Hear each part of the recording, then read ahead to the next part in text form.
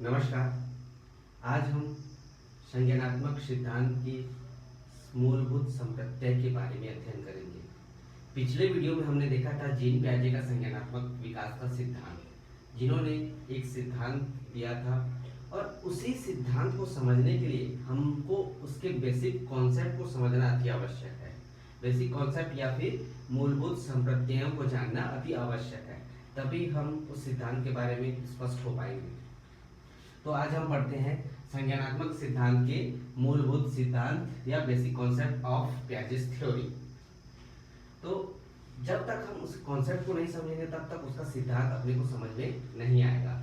तो जीन पियाजे जी ने इस सिद्धांत को या संज्ञानात्मक सिद्धांत के मूल संप्रत्यय को मुख्य रूप से 3 भागों में बांटा गया है। कितने भागों में? 3 भागों में। फर्स्ट है अनुकूलन, दूसरा विकेंद्रीकरण, तीसरा साम्यधारण। इन 3 भागों में बांटा गया है। आइए जानते हैं ये तीनों क्या क्या है। सबसे पहला बताते हैं हम अनुकूलन या फिर एडॉप्टेशन। अनुकूलन, पिछले जीन पियाजे के सिद्धांत में मैंने बताया था कि अनुवांशिक एवं पर्यावरण या वातावरण से अंतःक्रिया करके वह क्या करता है, बहुत कुछ सीखता है, जानता है।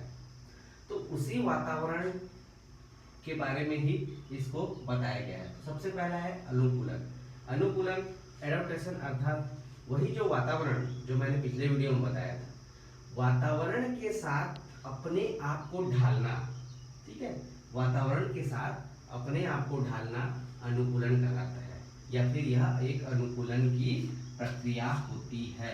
अनुकूलन या वातावरण एडॉप्टेशन, अपने ऊपर ढालना। ठीक है, वातावरण के साथ अपने आप को ढालना अनुकूलन कहलाता है या अनुकूलन की प्रक्रिया है। क्लियर? यही जो अनुकूलन है, इस अनुकरण को 2 भागों में विभाजित किया गया है। कौन कौन से? सबसे पहला आत्मसात्करण, दूसरा है समायोजन। आत्मसात्करण असिमिलेशन, समायोजन अकोमोडेशन। अब ये दोनों क्या है ये बता दूं। सबसे पहले अनुकूलन समझ में आ गया। अनुकूल होना, वातावरण से अपने आप को अनुकूल करना, ये कहलाता है अनुकूलन। इसको 2 भागों में बांटा गया है। पहला है आत्मसात्करण असिमिलेशन और दूसरा है समायोजन अकोमोडेशन। आत्मसात्करण, आत्मसात्करण मतलब क्या होता है? पूर्व ज्ञान को नए ज्ञान से जोड़ना, है ना। पूर्व ज्ञान को नए ज्ञान से जोड़ना आत्मसात्करण कहलाता है। अब पूर्व ज्ञान कैसे और नया ज्ञान कैसे? पूर्व ज्ञान मतलब मान लो हम एग्जाम्पल के रूप में हम आपको या फिर किसी बच्चे को एक बिल्ली दिखाएं, तो उसको यह ज्ञात है कि यह बिल्ली है, इसके 4 पैर है, 2 आंख है, उसको पूर्ण, इसके 4 पैर होते हैं, एक पूंछ होती है ना। इसको पूर्ण रूप से ज्ञात है कि इसको हम बिल्ली कहते हैं। ठीक है, अब उस बच्चे के सामने क्या किए, दूसरी बिल्ली ला के रख दी। ठीक है, तो उसके लिए एक नया चीज हो गया। लेकिन नया चीज हुआ तब कब हुआ, जब वह बिल्ली से अलग रहती तब नया चीज हुआ। तो वो क्या है, पूर्व ज्ञान में 4 पैर है, 2 आंख है, वो बिल्ली है, लेकिन उसी को देखकर वो भी जानकारी उसको प्राप्त हो गई कि यह भी एक बिल्ली है।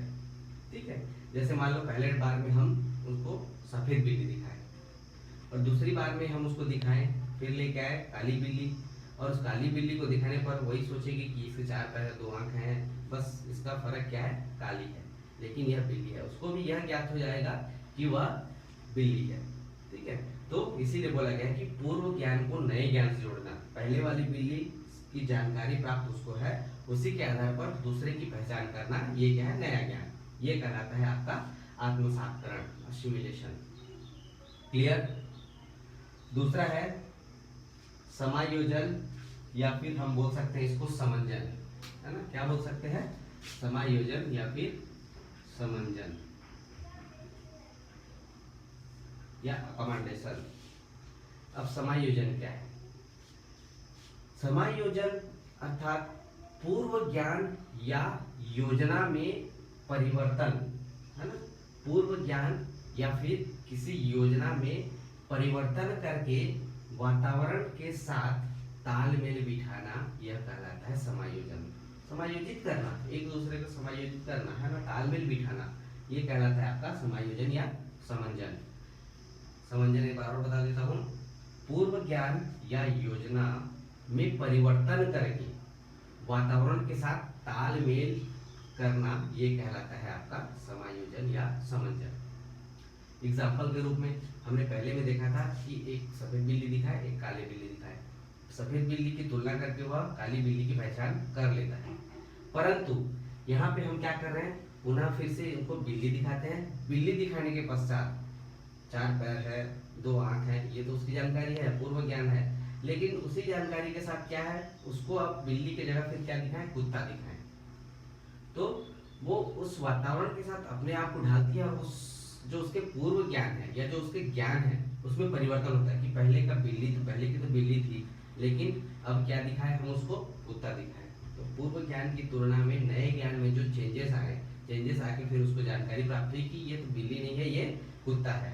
ठीक है, तो इसके आधार पर जो नया परिवर्तन हुआ और उसके साथ जो वातावरण के साथ तालमेल बिठाना, ये कहलाता है आपका समायोजन। क्लियर? ठीक। अब ये है अनुकूलन के 2 प्रकार। अब दूसरा है आपका विकेंद्रीकरण, है ना? विकेंद्रीकरण, विकेंद्रीकरण जिसमें क्या होता है, एक ही समस्या को अलग अलग रूप में समझ पाने की योग्यता। एक ही समस्या या कोई काम है या समस्या है, प्रॉब्लम है, उस प्रॉब्लम को अलग अलग रूप से समझ पाने की योग्यता या समस्या समाधान अलग अलग तरीके से करना या सीखना, ये कहलाता है आपका विकेंद्रीकरण। क्लियर? क्या है विकेंद्रीकरण? कि जो भी समस्या हो, है ना, जो भी क्या है समस्या हो, इसको अलग अलग रूप में समझना या फिर समस्या समाधान करने के लिए अलग अलग तरीके से सीखना, ये कहलाता है विकेंद्रीकरण। क्लियर? नेक्स्ट है आपका साम्यधारण, इक्वलाइजेशन। ठीक है, इक्वल, बराबर, बराबर करना। ठीक है, तो ये साम्यधारण या इक्वलाइजेशन क्या है, इसके द्वारा बालक आत्मसातकरण और समायोजन, इन दोनों को, है ना, या इन दोनों में क्या करना, संतुलन कायम करना, इसका काम है साम्यधारण का काम है। ठीक है, साम्यधारण क्या है, साम्यधारण आत्मसातकरण एवं समायोजन, इन दोनों के मध्य समायोजित करना या समायोजन करने की प्रक्रिया को क्या बोला जाता है, साम्यधारण। क्लियर? ये है इसके बेसिक कॉन्सेप्ट। अनुकूलन, वातावरण से अपने आप को ढालना, ये कहलाता है अनुकूलन। आत्मसातकरण, पूर्व ज्ञान को नए ज्ञान से जोड़ना, आत्मसातकरण। समायोजन, पूर्व ज्ञान को नए योजना में परिवर्तन करके वातावरण के साथ तालमेल करना, समायोजन। विकेंद्रीकरण, इसमें किसी समस्या या समस्या समाधान को अलग अलग रूप में या अलग अलग तरीके से करके सीखना, ये कहलाता है विकेंद्रीकरण। और चौथा है तीसरा है साम्यधारण। साम्यधारण मतलब ये आत्मसातकरण और समायोजन के मध्य समायोजन करना या संबंध स्थापित करने की प्रक्रिया क्या कहलाता है, साम्यधारण। क्लियर? अब पढ़ेंगे इस सिद्धांत के शैक्षिक उपयोग, educational application of the theory.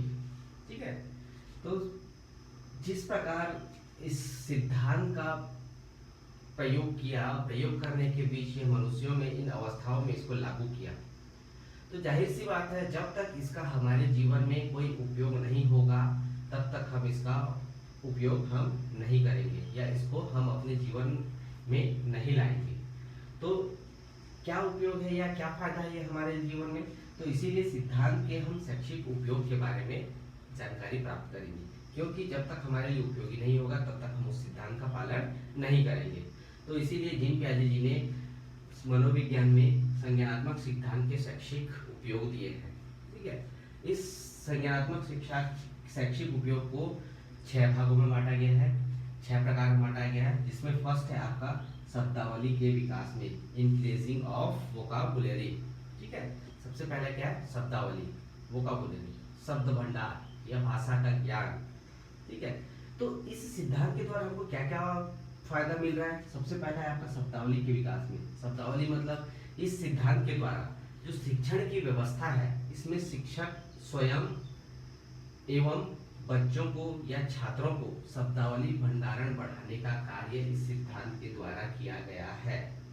इस सिद्धांत के द्वारा हम बच्चों में एवं स्वयं में क्या कर सकते हैं, शब्दावली भंडारण को बढ़ा सकते हैं। क्योंकि इस सिद्धांत की अवस्था में कैसे प्रशिक्षण देना चाहिए, क्या प्रशिक्षण देना चाहिए, किस प्रकार देना चाहिए, इसके बारे में विस्तृत चर्चा किया गया है। तो सबसे पहला है आपका शब्दावली के विकास में, ठीक, इसमें शब्दावली भंडारण को स्वयं शिक्षक एवं छात्रों दोनों का शब्दावली भंडारण को बढ़ाना इस सिद्धांत का प्रथम मुख्य पॉइंट है। क्लियर। दूसरा है आपका कार्यात्मक ज्ञान के विकास में, डेवलपमेंट ऑफ ऑपरेशनल नॉलेज। कार्यात्मक ज्ञान, कार्य है ना, काम करने की। तो कौन सा कार्य, बच्चों को सिखाने के लिए उनको कार्य देना है।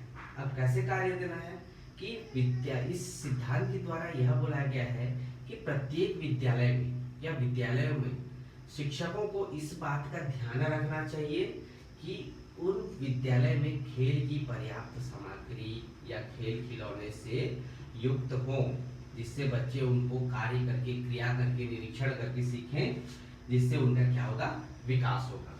इस सिद्धांत का दूसरा मुख्य उद्देश्य क्या है, कार्यात्मक ज्ञान के विकास में कि उन लोग विद्यालय में ऐसी खिलौने होने चाहिए, कार्यात्मक ज्ञान निर्माण करने के लिए उनके पास खिलौने होने चाहिए, जिससे वो क्या करेंगे, अपनी क्रियाओं से संबंधित खेल खिलौने के द्वारा अधिक से अधिक मैदान में खेलकर और उनके विकास की जो अवस्था है उनको कार्यात्मक ज्ञान के द्वारा विकसित किया जा सके। क्लियर। तीसरा है कल्पना शक्ति का विकास, डेवलपमेंट ऑफ इमेजिनेशन। कल्पना करना, इमेजिन करना, है ना। कल्पना करने की शक्ति कब आएगी बच्चों में, जब बच्चों में उपयुक्त खिलौने की व्यवस्था हो, उसमें सोचने समझने की शक्ति हो, उस खिलौने को देखकर उसको सोचने समझने की शक्ति हो कि किस तरह से रिपेयर करें, किस तरह से उसको तोड़ें, किस तरह से उसको बनाए, मिट्टी के अलग से खिलौने बनाए, मतलब सोच विचार करके, कल्पना करके ज्ञान को बढ़ाना, इसका मुख्य उद्देश्य कल्पना शक्ति का विकास। ठीक है। कल्पना शक्ति के विकास में बालक को विकास के लिए उपयुक्त खिलौने होने चाहिए, की व्यवस्था की जानी चाहिए, खिलौनों की व्यवस्था की जानी चाहिए, जिससे उनको अवकाश के समय में उन लोग घर में खेल सकें। साथ ही साथ उनको कहानी, कविता एवं कई सारे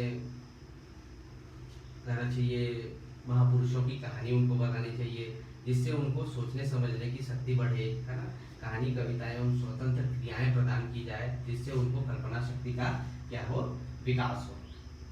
क्लियर। नेक्स्ट है परिपक्वता के आधार पर शिक्षा, education on the basis of maturity या मैच्योरेशन। ठीक है। परिपक्वता, परिपक्व होना, ठोस होना, मजबूत होना, जिसको हम बोल सकते हैं। ठीक है।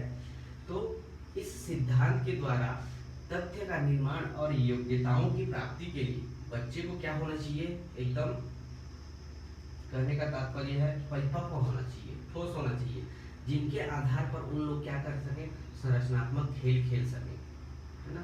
उनको ऐसी क्रियाएं प्रदान करनी चाहिए जिसमें उनमें सोचने समझने की शक्ति आए कि यह जो किताब है ना, इस किताब में कितने पन्ने हैं, पेज पलटा पलटा के देखेगा, और क्या करेगा, उसमें सोचेगा कि और क्या होगा, कि इसमें और हम क्या बना सकते हैं, क्या चित्र हम इसमें ऐड कर सकते हैं। मतलब सोचने समझने की शक्ति परिपक्व करना, उनको सोचने समझने की शक्ति का बढ़ाना, साथ ही साथ उनके संरचनात्मक खेल एवं क्रियाएं उनको प्रदान करना, ये कहलाता है आपका परिपक्वता के आधार पर शिक्षा।